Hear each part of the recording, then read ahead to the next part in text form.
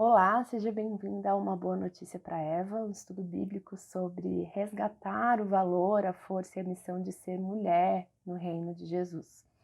Ao longo dessa primeira semana, a gente vai falar sobre o que significa ser imagem de Deus e de quais maneiras a gente foi criada, assim como os homens, para sermos semelhantes a Deus. Como base para nosso estudo, a gente vai ler o texto bíblico que está em Gênesis 1, dos versículos 26 a 28. Se você quiser dar uma pausa para pegar sua Bíblia, acompanhar a leitura, pode, né? Fica à vontade. Então vamos lá. Diz assim: façamos a humanidade a nossa imagem, ela será semelhante a nós. Dominará sobre os peixes do mar, sobre as aves do céu, sobre os animais domésticos, sobre todos os animais selvagens da terra e sobre os animais que rastejam pelo chão. E Deus viu que isso era bom. Assim Deus criou os seres humanos à sua imagem, a imagem de Deus os criou. Homem e mulher os criou. Então Deus os abençoou e disse: sejam férteis e multipliquem-se, encham e governem a terra. Dominem sobre os peixes do mar, sobre as aves do céu, sobre os animais domésticos, sobre todos os animais selvagens da terra e sobre os animais que rastejam pelo chão. Vejam, eu lhes dou todas as plantas com sementes e todas as árvores frutíferas para que lhes sirvam de alimento. Teve uma vez que eu estava numa reunião de pais de um dos meus filhinhos e a professora me perguntou, com bastante jeitinho e carinho, perguntou: mamãe, você tem muito hábito de falar aham ou quando alguém pergunta alguma coisa para você? E eu fiquei imaginando, será que esse é um hábito meu? Por que ela está me perguntando isso? E aí ela continuou e ela me disse: porque se for, eu preciso que você tente mudar, porque o seu filhinho está imitando exatamente isso. E todas as vezes que a gente pergunta alguma coisa para ele, ele responde ou com ou com aham. E isso não é bom para o desenvolvimento dele, para a oralidade dele. Assim como os nossos filhos imitam tudo que a gente faz e quando alguém vê algo que os nossos filhos estão fazendo, eles logo imaginam que os filhos estão fazendo isso porque os pais são assim. Nós fomos criados para sermos representantes de Deus na Terra, né? Nós fomos criadas para mostrar a toda a criação qual é o jeito de ser de Deus, o que ele faz, como ele age, como ele fala.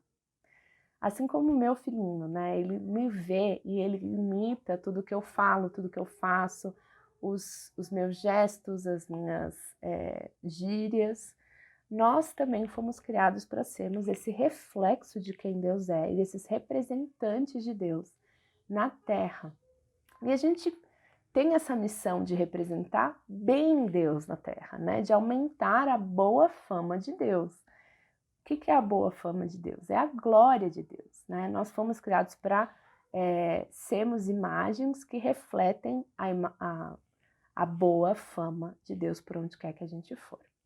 E ao longo dessa semana a gente vai descobrir que ser a imagem de Deus, além de significar que nós somos representantes, né, que nós somos reflexos de quem Deus é, ser imagem de Deus também traz uma missão que a gente tem que cumprir e um caráter que a gente tem a expressar, tá? Na época que esse texto bíblico foi escrito, que foi mais ou menos quando o povo de Israel estava saindo do Egito e entrando na Terra Prometida, os povos vizinhos dos judeus costumavam acreditar que somente os reis e os governantes eram a imagem de Deus.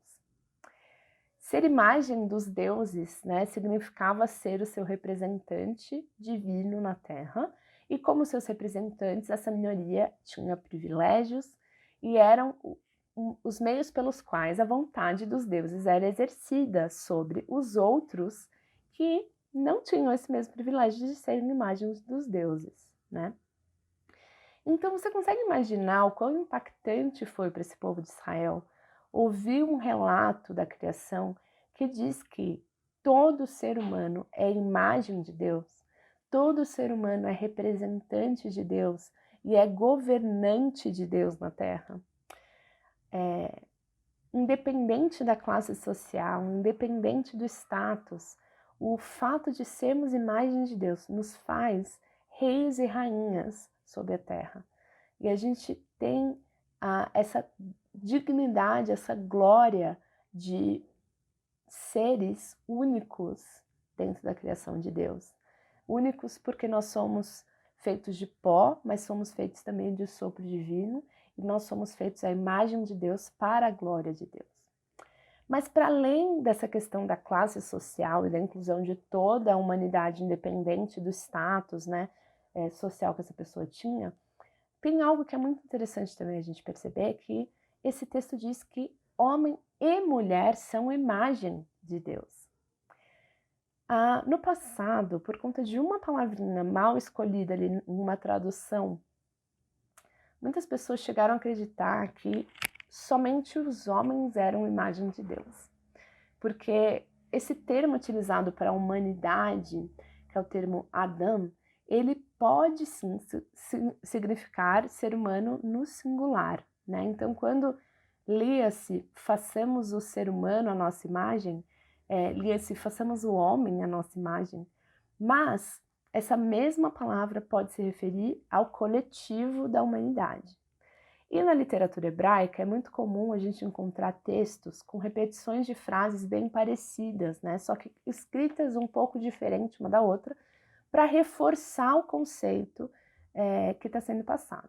E nesse texto de Gênesis 1, logo em seguida a gente encontra uma outra frase que traz essa contextualização do que o autor estava querendo dizer com o termo Adão, quando ele diz que a imagem de Deus os criou, homem e mulher os criou. Então ele estava querendo dizer realmente que a humanidade, homem e mulher, são imagem de Deus. Tanto um quanto o outro foram criados para representar o caráter de Deus por onde forem, contribuindo com a boa fama do Criador.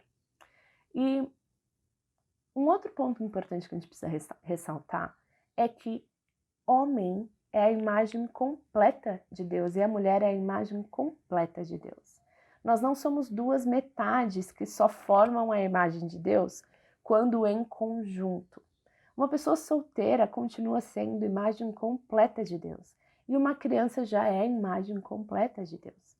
O que isso significa para nós? Significa, primeiro, que a gente pode concluir que tanto o feminino quanto o masculino estão contidos em Deus. Deus não é homem, Deus não é mulher, Deus não é definido por gênero. Eu sei que isso pode parecer estranho, porque a gente está acostumado a utilizar o pronome masculino para Deus na Bíblia, né? Mas ele tem em si características de ambos os gêneros. E um outro ponto que é importante a gente trazer é que, sendo homem e mulher, ambos imagens completas de Deus, independente do seu gênero, isso significa que nós contemos, né? Nós temos em nós também características masculinas e femininas dentro de nós, independente do nosso gênero. O que acontece é que a gente expressa, a gente tem com mais intensidade, né? Nós mulheres temos com mais intensidade características femininas e os homens têm com mais intensidade as características masculinas.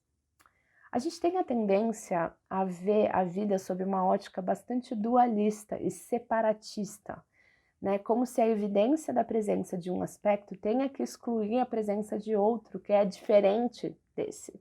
Como se dois diferentes não pudessem existir no mesmo lugar, né? Mas nós somos seres muito mais complexos do que isso. Cada gênero é comissionado por Deus a representar a imagem de Deus na Terra de uma forma única e especial.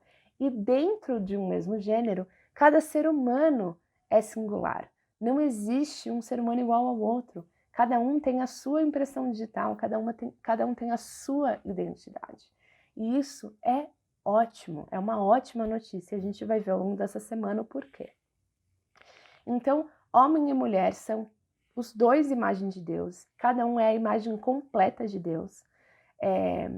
A união de dois seres humanos em casamento é uma forma muito, muito, muito importante, uma das principais formas da humanidade exercer a sua missão de encher a Terra e governá-la, né, para a glória de Deus.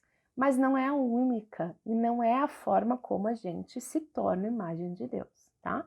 Muitas são as pessoas que são chamadas a contribuírem com a missão de Deus para a humanidade sem nunca terem se casado e nunca terem filhos. Graças à obra de Jesus, a gente pode continuar sendo fértil sem nunca se casar, sem nunca ter tido filhos. Você, como mulher, é portadora da imagem completa de Deus. E você foi criada para representar o jeito de ser e o jeito de fazer de Deus por onde quer que você vá. No Salmo 8, a gente tem uma descrição com mais detalhes que mostra o privilégio que é a gente ser imagem de Deus na Terra. Diz assim, que a humanidade para que com ela te importes, e o filho de Adão para que venhas visitá-lo. Tu o fizeste um pouco menor do que os anjos e o coroaste de glória e honra. Tu o fizeste dominar sobre as obras da tua mão. Tudo sujeitaste debaixo de seus pés. Todos os rebanhos e manadas e os animais selvagens também, as aves do céu, os peixes do oceano e tudo que percorre as correntes marítimas. Senhor, nosso soberano Deus, como é majestoso o teu nome por toda a terra. Que privilégio e responsabilidade, que glória e que honra sermos imagem de Deus na terra. Nós somos o meio pelo qual Deus escolhe realizar a sua vontade na criação. Ele nos deu autoridade sobre o restante da criação. E nós somos a resposta para as perguntas quem Deus é e o que Deus está fazendo.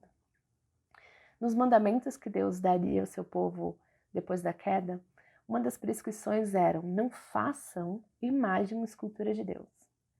Sabe por quê? Porque cada ser humano já é imagem de Deus.